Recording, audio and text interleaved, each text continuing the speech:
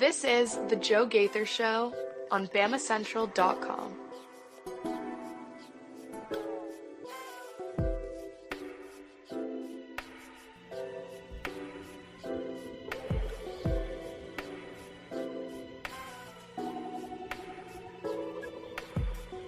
Good afternoon, Tuscaloosa, Internet World, West Alabama. How are you doing today on a Monday? Welcome into the Joe Gaither Show right here on Bama Central and BamaCentral.com. Of course, I am your host, Joe Gaither, and you guys are watching us all on YouTube, on Facebook, or on Twitter at Joe Gaither6, or you're watching us on the Bama Central YouTube channel. I appreciate everybody who has subscribed to any of those outlets, whether it be the Bama Central YouTube channel or any of my social media machines at Joe Gaither6. And, of course, you can always find the show if you just want to listen to it in your car or on a walk on Spotify, Apple Podcasts, or on Amazon. I appreciate everybody who has subscribed to the show. We've seen a couple numbers go up in different categories, so I appreciate you very, very much, as always, for joining the show. What are we going to do on a Monday? Oh, my gosh, it wasn't like it was a busy weekend. It really wasn't that busy of a weekend, but there was a lot of news going on. If you joined us on Thursday and on Friday, we talked Alabama football recruiting, and that's exactly where we're going to pick up the pieces today as we recap the weekend just in two different aspects. We're going to talk about two different commits that Alabama received over the weekend. On Saturday, receiving a commit from Chuck McDonald, class of 2025 cornerback. Abby, you need to lay down right there. I'm talking to the people. It's okay. You're sweet. The dog wants to be involved in the show today, apparently, and that's A-okay. We're going to talk about Chuck McDonald, class of 2025 cornerback out of Mater Dei High School, and we're going to talk about Michael Carroll, class of 2025 offensive lineman out of Chuck's. Out of, what is his name? Chuck, Central Buck East in Pennsylvania, one of the better offensive linemen in Pennsylvania. We're also going to talk about Naeem Offord and his recruiting weekend this past weekend, where Alabama stands with him. Obviously, he's been committed to Ohio State since February. I don't know if this weekend moved him off of that commitment or not. Now, obviously, I could be wrong, and I can always things can change in recruiting. But we'll talk about Naeem Offord, Dijon Lee, and we'll wrap it up with a little Dan Hurley conversation, as Dan Hurley has made his decision to stay with the UConn Huskies. We're going to talk about that through the lens of Alabama basketball. And that's going to be the show today. If you want to comment, jump in and join the show, send me a comment, question, query, or complaint. You can do that on those social media machines at Joe Gaither6 on Facebook, Twitter, or YouTube. You can jump in and be a part of the show. So let's start with Chuck McDonald. And what we're going to do is we're going to pop up his huddle tape on the back end. So if you're watching us on the Twitter machine, Facebook, or YouTube, you can see Chuck McDonald. It's his highlights from huddle as the 6 foot, 190-pound cornerback committed to Alabama on Saturday. Now, he jumped into Alabama, and you can see him here playing the slot and playing outside for Mater Dei. He's got nice size for a cornerback. We kind of teased his commitment on Thursday and Friday. He's ranked the number 7 player in the state of California. He's ranked the number 9 cornerback in the entire class of 2025. He played, 13 games for Mater Dei last season. He had 34 tackles, 7 pass defense, 1 interception, and 1 fumble recovery. The highlight tape, if you're watching us, started with his interception, and you'll see this fumble recovery later in the tape. What you see out of Chuck McDonald, I mean, obviously, first, you got to understand this is highlight tape. So are you going to see any of his lowlights? No. But everything you're going to see right here, and the same thing for Michael Carroll, is a cornerback who, in my opinion, shows good ability playing inside and outside. I like his eye control because he keeps his eyes on the receivers and plays the ball in the air. You can watch him during his junior season. He's not a very grabby cornerback. He's not playing the receiver before the ball gets to him. So he's not, at least in these clips, he's not drawing penalties for Mater Dei. So really, really a good trait to have as a defensive back. I think you see him in these clips playing the ball in the air nicely, but really, I mean, he's not taking a whole lot of risks. You're seeing a lot of these clips. He's not taking a whole lot of risks when the ball is in the air. Obviously, you want to have interceptions when you can get them, but if you're covering the wide receiver and when the ball is coming to you, making the pass breakups, then you're doing your job. I think he's playing wide receiver very well, and he's contesting the catches. Now, what you're seeing here is somebody who's going to have to continue to develop, but I think Alabama's making a very interesting move here with modern day. Look through the last handful of years. You bring in Tommy Brown as an offensive lineman, and yes, he didn't really get a hold of starting time, and he transferred to Colorado. You brought in Bryce Young, and oh my gosh, it speaks for himself. Bryce Young, the Heisman Trophy winning quarterback, was absolutely incredible here at Alabama. There's your fumble return that he returned all the way back to the 5-yard line for modern day. But Bryce Young, Tommy Brown, and then I know Eli Ricks was a transfer from LSU, but transferred from LSU to Alabama by way of modern day. And same thing with Damani Jackson this past spring. Damani Jackson is probably going to be your starting cornerback this season. And in the class of 2024, bringing in Xavier Brown. So when Chuck McDonald comes to campus probably next spring, he's probably going to be an early enrollee. That's become the trend. But when he comes to Alabama next spring, he gets ready for spring practice. He's going to have his buddy Xavier Brown, who he played with 2 seasons ago. This season, the season that we're looking at the tape on, this 2023 season, right? Yeah, because he's a 24 enrollee. So you're seeing tape with Xavier Brown and Chuck McDonald on the field. Now Xavier Brown is here, and he's made a pretty nice little impact. I think he had a very good spring practice, and I think he's going to end up being a very good player for Alabama. Damani Jackson, he's going to play this coming up season and very likely will go to the NFL after just 1 year in Tuscaloosa. But if he decides, okay, it didn't really work out or some circumstances don't go his way this year in Tuscaloosa, he could be back. So just would be crazy for Chuck McDonald's freshman year to come in and play with. Now, he wouldn't have played with Damani very much, if at all. Damani's a class of 2022 high school graduate. So this is Chuck McDonald at 25. He would have been a freshman, right? He would have been a freshman or an 8th grader in Damani Jackson's senior season. But I think it's just incredible how Alabama has turned modern day high school.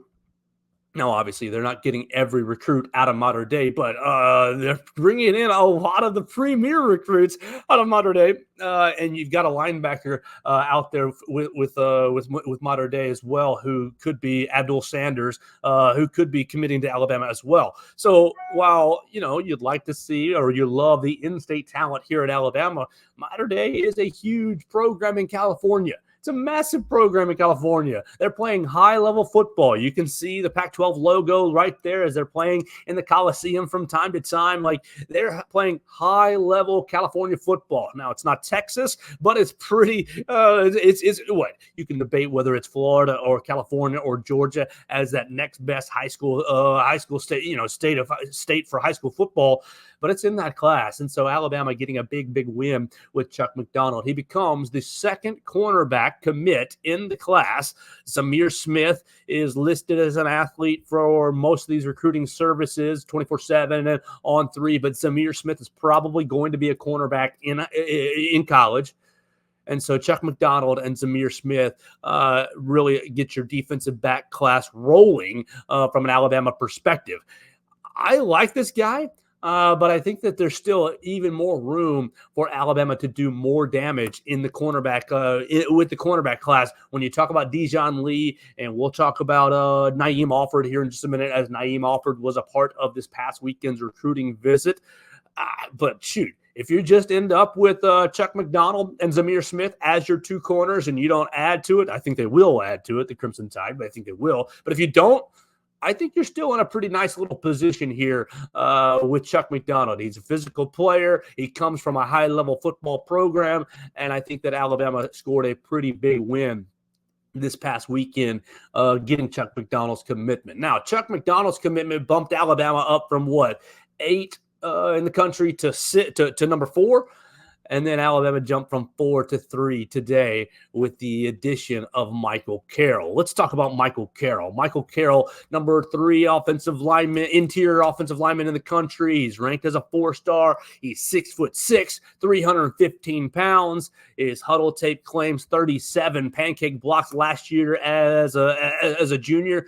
And look at this guy play. Oh my gosh. He's playing a lot of left guard. He's playing a lot of defensive end / tackle, defensive tackle on the defensive side of the ball. He also, you look him up, he's a high school wrestler in Pennsylvania, and that makes perfect sense when you're watching his tape. And then you think about, oh my gosh, he's got really good feet. He's really nimble out there, and he's getting after it. And you look at his family tree. His father, Michael Carroll, as well, played linebacker at Penn State. His mother played basketball. Letitia Carroll played basketball at Michigan State. And so he looks like kind of a basketball, nice quick feet, but he's got a big old body.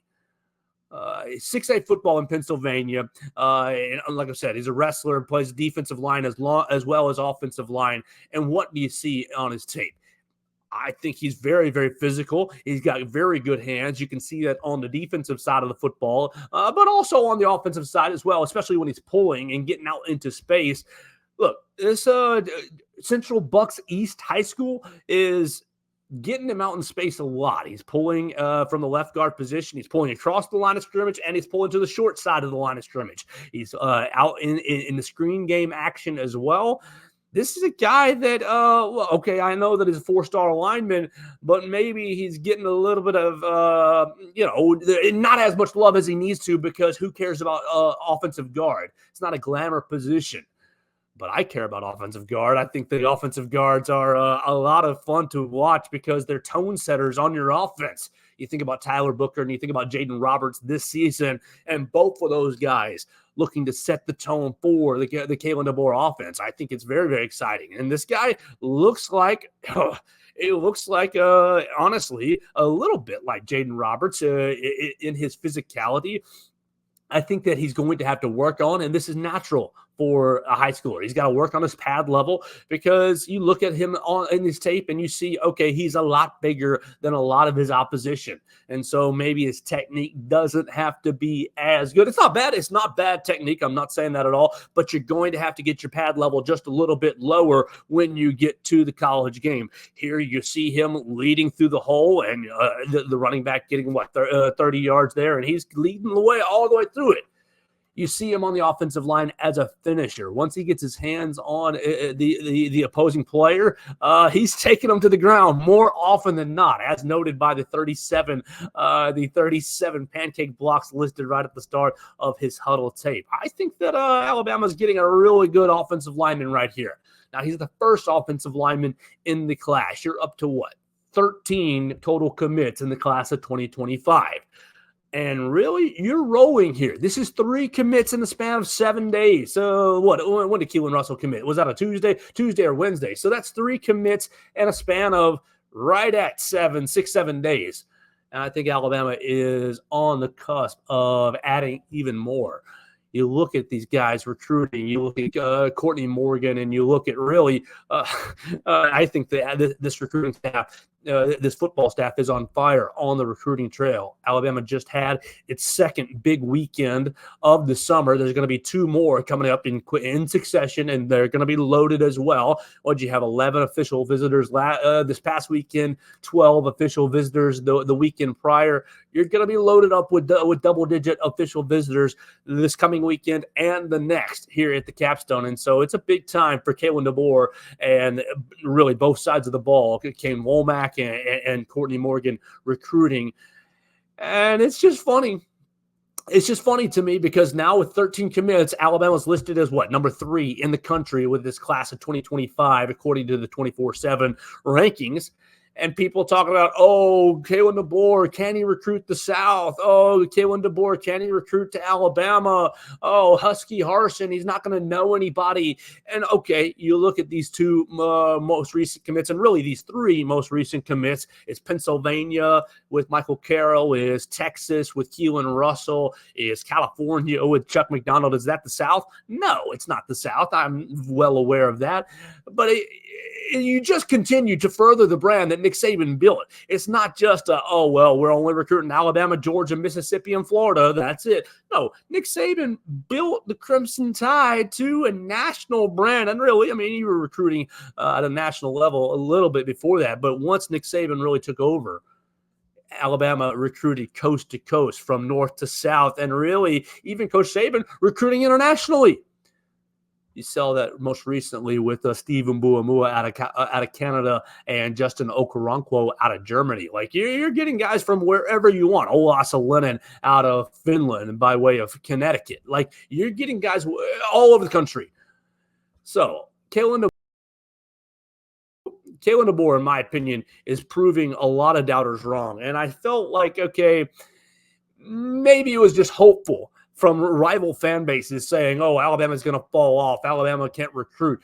I mean, look, we know that Kalen DeBoer has only been coaching Power 5 football for a handful of years. But again, he's gone, 104-12 over the course of his time as a head coach, going from Sioux Falls to Fresno State to Washington. It's not like Alabama went out and hired a bum. It's not like Alabama went out and hired a coach that didn't know what he was doing or didn't have success. I think people who really bagged on Kalen DeBoer and really bagged on his recruiting, and there was a lot of people that bagged on him, especially when you had, a bunch of guys transfer out right after the coaching change. And, all right, you didn't hit on every transfer in the transfer portal. I honestly think that Kalen DeBoer was very selective in the transfer portal based on scholarship limitations. And anytime, whether it would be whether this year that like it was, or anytime that Coach Saban was going to retire, you were going to lose guys to the transfer portal. You were going to have guys say, oh, I came to Alabama to play for Coach Saban. I'm getting out of here. That was just what was going to happen. Whether you hired Tom Landry, Bill Belichick, whether you hired Bear Bryant from the dead, like, you were going to lose guys in the transfer portal after Nick Saban retired. It was just inevitable. Even you could have hired Kirby Smart. I mean, that's probably was not possible, but it didn't matter. My point is, it didn't matter who you hired. You could have hired the greatest coach in the world, whoever you consider the greatest coach in the world, and you were going to lose guys in the transfer portal. Does it suck to lose Caleb Downs just from a talent standpoint? Yeah, it did. But you were going to lose those guys like that anyways when Coach Saban retired, no matter who you hired to replace him. And so I think that people, especially in this day and age, you look at the instant reactions, and you look, Kalen DeBoer had guys decommit from this class of 2025. You've got guys that are out there that still have not. Javion Hilson comes to mind. You've got guys that left the class. You think about Antonio Coleman, who left the class and has now come back, the Saraland defensive lineman. Like, you had guys decommit from 2025 and from the 2026 class. It's just part of what was going to happen during transition. I think that a lot of people like to have the instant reaction of, oh, this guy decommitted. Kalen DeBoer must not like him. Kalen DeBoer must not be able to recruit. Kalen DeBoer must not be able to establish or continue relationships.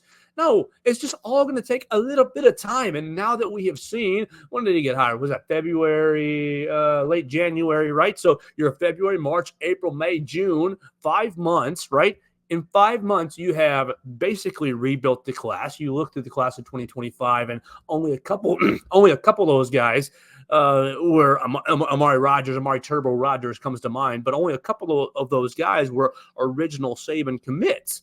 So he's rebuilt the class, and now it's number 3 in the country.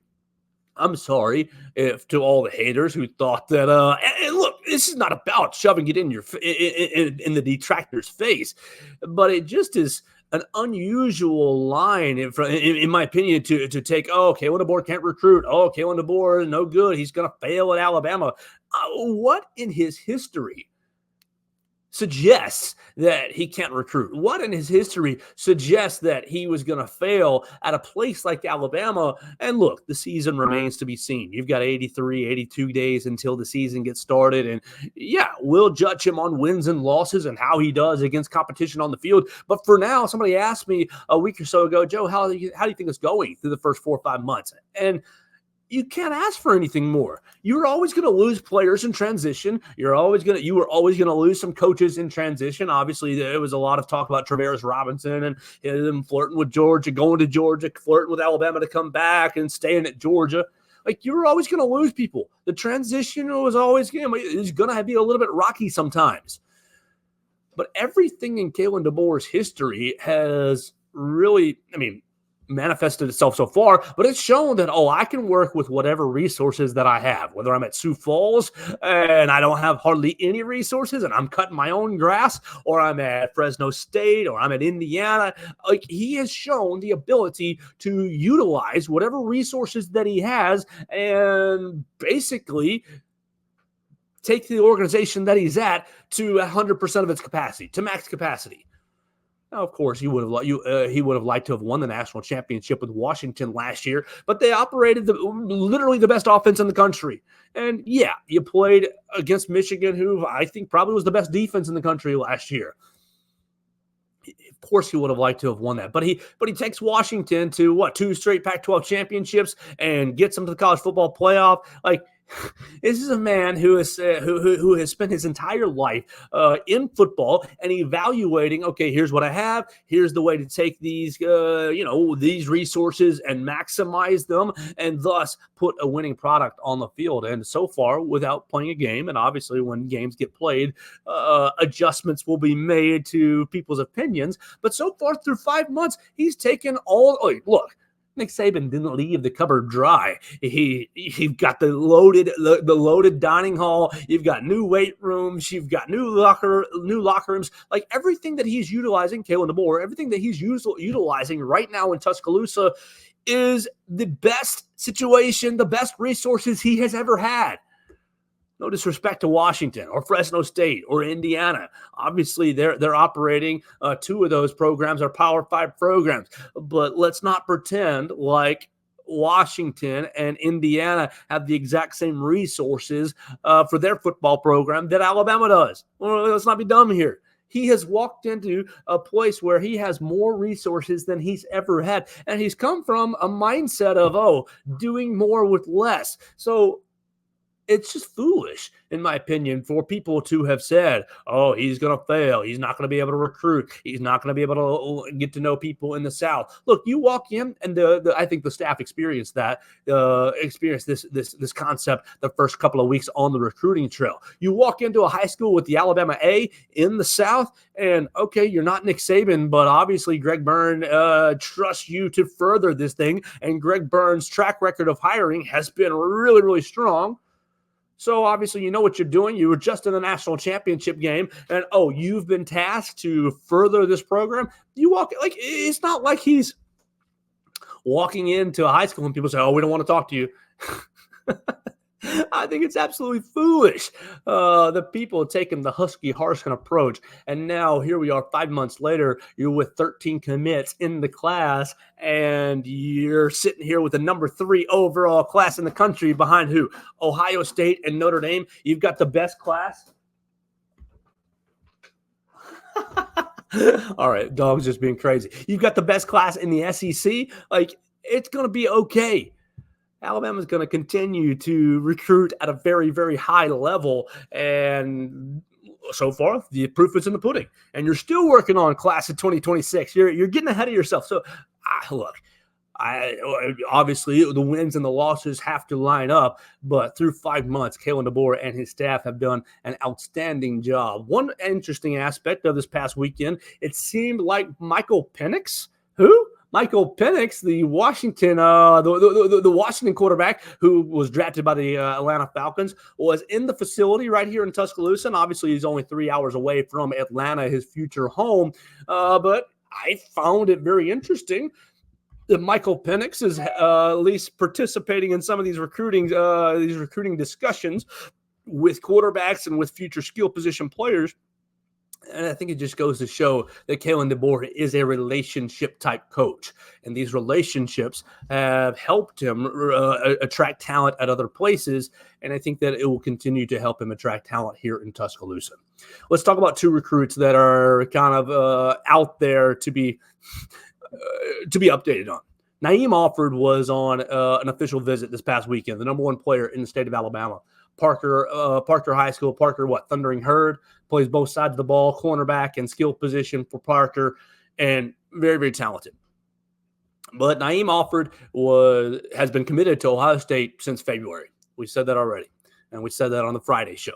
There's photos from his visit. Okay, Ryan Williams is on Instagram Live going flip, flip, flip, flip. Ryan Williams is putting the pressure on Naeem Offord to flip from Ohio State to Alabama. Now, this could come back and end up with egg on my face, but I don't think he's going to flip. I don't think he's going to flip to any school. I think he's just enjoying the recruitment process and going to end up in the Ohio State class. Now, does that mean that Kalen DeBoer can't recruit? No, because he committed to Ohio State basically a couple of weeks after Kalen DeBoer even got hired. Some of these people creating narratives, I mean, the quarterback narrative, you're seeing it, Alabama settled. We talked about it last week, settled for Keelan Russell, the SMU player. Well, you went through the top 6 quarterbacks in the class, and look, it's almost like baseball. You start in the recruitment very, very early, especially for quarterbacks, because it's very delicate. You want to go to a place where you can play, especially as a quarterback. And so, he had to settle for Keelan Russell. Well, I'm sorry, Bryce Underwood was really not available, committed to LSU. I'm sorry, George McIntyre was really not available, committed to Tennessee. These relationships have been established before even DeBoer has got settled into his office over at the Malmore Center. So some of the timing just didn't work out with some of these recruits, and I think Naeem Offord is one of them. Now, does that stink? Because he's probably he is one of the more talented players in the state of Alabama in the class of 2025. Yeah, it stinks to miss out on that.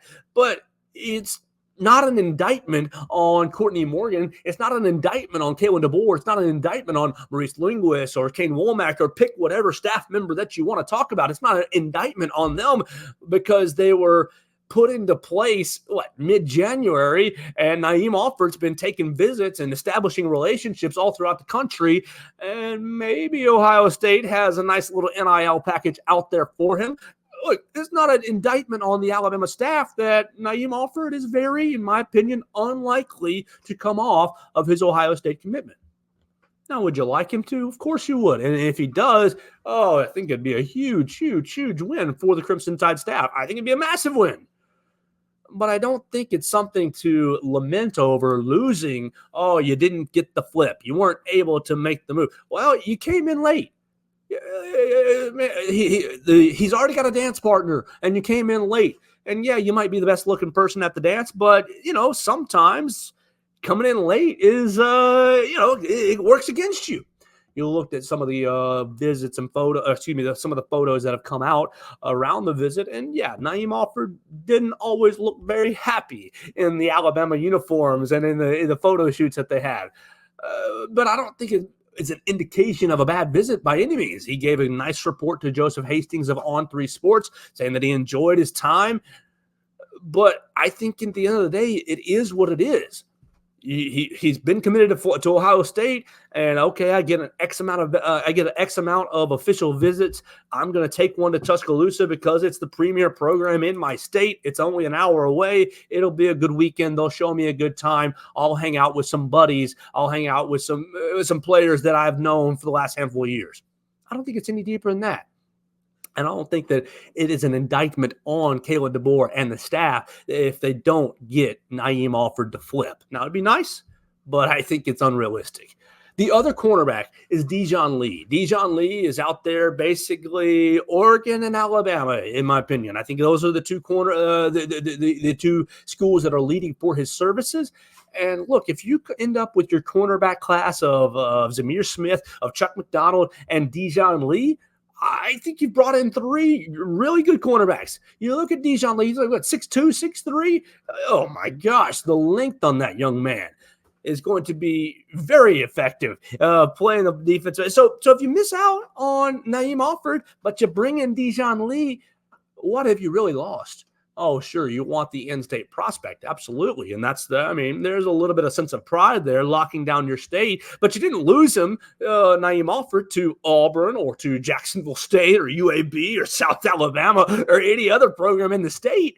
I think that it's just maybe something for the detractors to hold on to, especially if you can get Dijon Lee.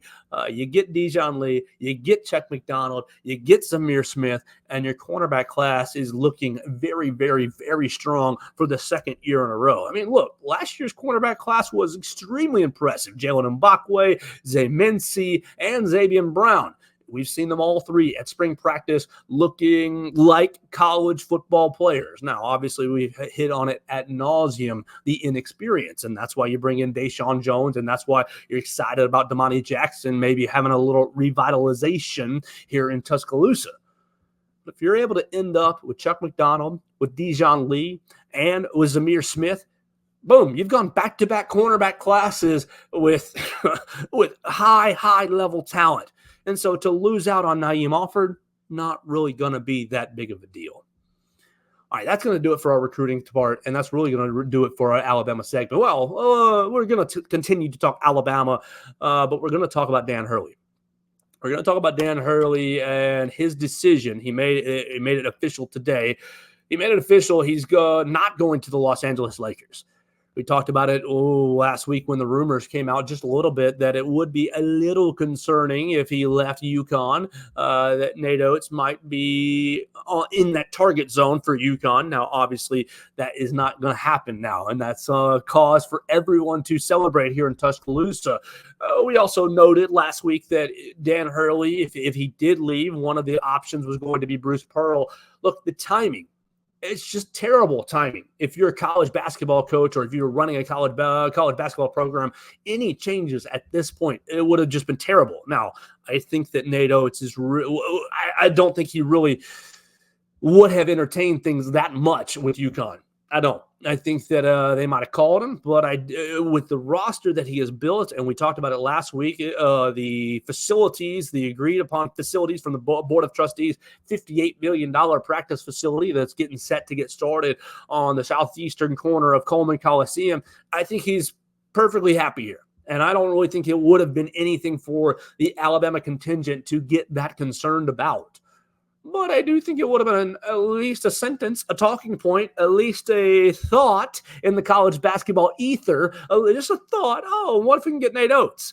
And look, while I do honestly love the Alabama basketball program deeply to my core, I'm not an idiot. UConn is UConn and Alabama basketball is Alabama basketball. So they're operating in a little bit of two different spheres, at least prestige-wise. Maybe not for long. Nate Oates stay around another 10 years, bring in a national title or two. Maybe not for long, but for now, UConn is obviously operating at a much higher level, or has been operating at a much higher level over the course of the last 20 years. But Dan Hurley doesn't go. You're seeing reports. What was it? Let me make sure I have it right. 6 years, right? 6 years. Right there. 6 years, $70 million. Is that right? Yeah. 6 years, $70 million was the offer from the LA Lakers. And when I saw that come in, I thought, they didn't really even want Dan Hurley. You're hearing over the week that they were prepared to make an overwhelming offer to Dan Hurley. And then it comes out today, after he basically has decided I'm staying, that the offer was 6 years, $70 million. And it makes me think, what? I mean, let's go back.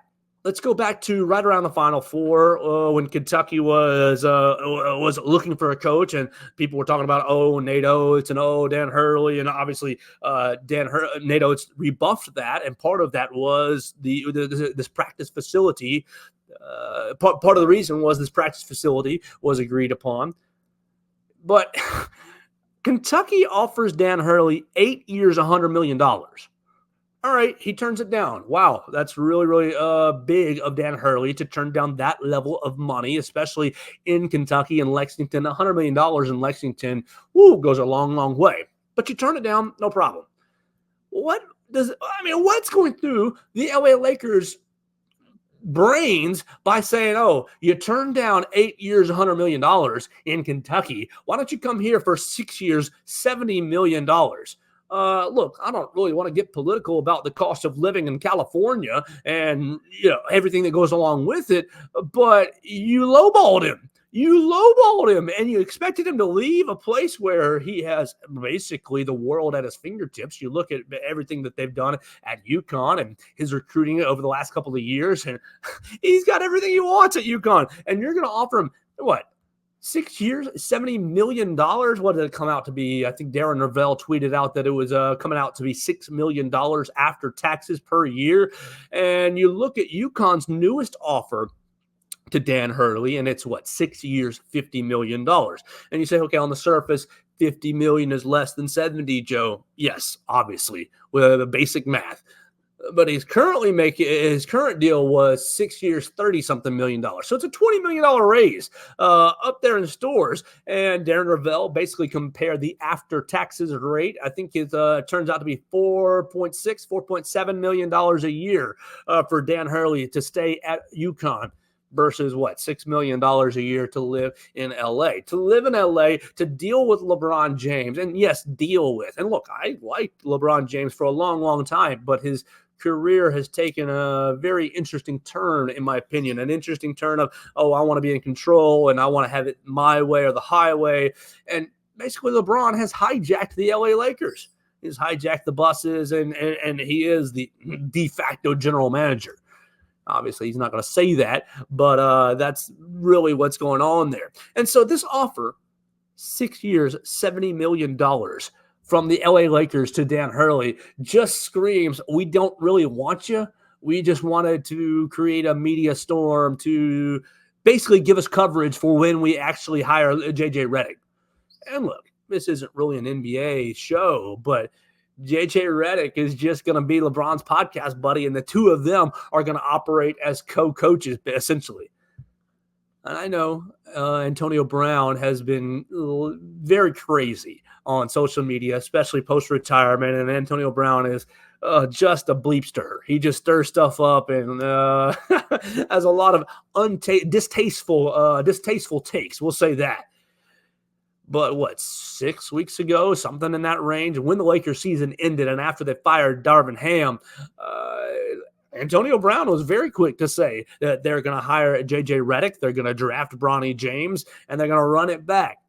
Well, at this point, it seems like crazy Antonio Brown is spot on. CTESPN is spot on. And so I think you're seeing the LA Lakers try to save face by, we're going after the top college coach in the country. But you didn't really go after him if you only offered to make him, the fifth highest paid coach in basketball. That's behind Monty Williams with the Detroit Pistons. That's behind Eric Spoelstra with Miami Heat. It's behind Steve Kerr. It's behind Tyronn Lue. It's behind Greg Popovich. And so, okay, I know he doesn't have NBA success, but this is a top-level basketball coach. And you want him to leave a blue blood program for not that great. I mean, look, it's great money. $70 million over 6 years is great money to you, the listener, and to me, the talker. But for somebody who's sitting there and basically has the world at his fingertips in stores, it's not that great of money. So Dan Hurley does stay with UConn. I think that the Lakers basically told on themselves without telling on themselves with their contract offer. I think they really weren't serious the entire time. I believe that it was, you fly out here, you take a meeting, you let us pitch you an offer, and we can say we tried. You can turn us down and go back to stores and use it as a contract negotiation point for you and your extension at UConn, which is apparently very close on the 1 yard line. So Dan Hurley gets what he wants, more leverage with the UConn administration, and the Lakers can say that they tried. And all this for us, the Alabama fan, is to say NATO is staying at home. And people can talk about it all they want. If Dan Hurley leaves, NATO is the best basketball coach in the country. They can have that debate for sure. But for me, and maybe I'm crazy and sadistic, I'm happy that Dan Hurley's staying. I'm happy. I would love, and I know what the results have been the last two seasons when Alabama has played UConn. I know you took them to the 12-minute mark in a close game in the Final Four and then lost, then lost by double digits. You lost pretty handily. You got your butt kicked, honestly, in the Phil Knight Invitational 2 seasons ago to the eventual national champions. I know UConn's basically wiped the floor with Alabama over the last 2 years. But with the talent that Alabama has at this current moment, this roster, I think you want to have the dragon out there. You want to have the king out there. You want to have UConn as, that's the bar you're reaching for. And look, if Dan Hurley had left, would they still be the bar? Would they still be the standard? Yes, they would be. They're the two-time national champions. But a little luster would have been lost. And yeah, maybe I'm sadistic, but I'm hopeful, or I'm excited about the opportunity. I'm excited about the prospect of, Nate Oates can finally slay that dragon, can dethrone the king that is Dan Hurley with the roster that you have right now. So I'm excited about this basketball season. I'm happy from a personal standpoint that Dan Hurley is staying in UConn. Firstly, because it means that there's not any dominoes that come after Dan Hurley's leaving. The dominoes would be who replaces him. Is it Nate Oates? Is it Bruce Pearl? Is it someone else? You're going off the board, and then you're seeing transfer portal open across the country. If Dan Hurley had left, the UConn roster would have 30 days to decide if they're going into the transfer portal or not, and thus the big wheel just spins and spins and spins and spins. You experienced it a bit this spring with football with Nick Saban and some of these other coaches leaving, thus opening transfer portal windows at their university. I think it's a positive thing for college basketball that Dan Hurley is staying. You keep that roster intact. You keep that dynasty intact. Obviously, they're going to be blue bloods whether Dan Hurley is there or not based on their last 20 years of history. But I think it's just a positive thing on the whole for basketball that Dan Hurley is staying. Where do the Lakers go? I don't care. I do think it's going to be J.J. Redick, but I really don't care. I think LeBron has neutered the luster and lure of the LA Lakers. When I was a kid, it was Kobe Bryant, Shaquille O'Neal, Rick Fox, Robert Horry. It was that era of the Lakers, the Derek Fisher with Phil Jackson on the sidelines. And look, it felt to me as a child like, this is what the 80s must have felt like. LA seems like a long, long way away from those times of winning multiple championships in a row. What did they win? 3 in a row with the Kobe and Shaq days. It seemed like they're a long, long way away from that. So from a personal standpoint, happy that Dan Hurley is staying with the UConn Huskies, and that makes me even more excited about college basketball season because Nate Oates and Alabama basketball, you still have that bar to reach. You still have that king to chase down and hopefully slay. You still have that dragon out there to go get, and that makes me very, very excited for the Alabama basketball season. So that's going to do it for our show today. When we come back tomorrow, we'll keep talking about Alabama topics. We'll find what else is out there. We haven't predicted Alabama's season yet by game like we did last week with Mississippi State and with Missouri. We'll do that soon. We'll do that probably on the next day that doesn't have any news going along with it, any news to talk about. We're going to catch up with a lot of our friends on the Walsh Writing Network this week. As always, we're going to catch up with Jacob Bain. We'll catch up with Justice Sandel again to talk Miami. Perhaps we'll talk to Kim Rankin about her new position with our Boston College website. We'll talk about all these things and more. Matt Guzman with the San Antonio Spurs. Austin Bidwell with the Kansas City Royals. The Royals had a really good weekend, almost a great weekend by sweeping the Mariners, but a really good weekend for the Royals. And so we'll talk to Austin Bidwell about that in the coming week. I appreciate everybody who's watched the show today. You watched us on YouTube, on Facebook, and on Twitter. You watched us on the Bama Central YouTube channel at Bama Central or on my social medias at Joe Gaither 6. If you're walking around and or listening to us in the car, I appreciate you listening to us on Spotify, Apple Podcasts, or on Amazon. I do this for you guys and try to do the best I can. So I appreciate everybody who chimes in with support each and every day. Thanks so much, and we'll talk to you again tomorrow right here on the Joe Gaither Show on Bama Central and Bama. Thanks for joining us on today's edition of the Joe Gaither Show on Bama Central. Keep up with Joe on all his social media pages at Joe Gaither 6. Subscribe, rate, and review the show on Spotify and Apple Podcasts, and be sure to read us daily at BamaCentral.com.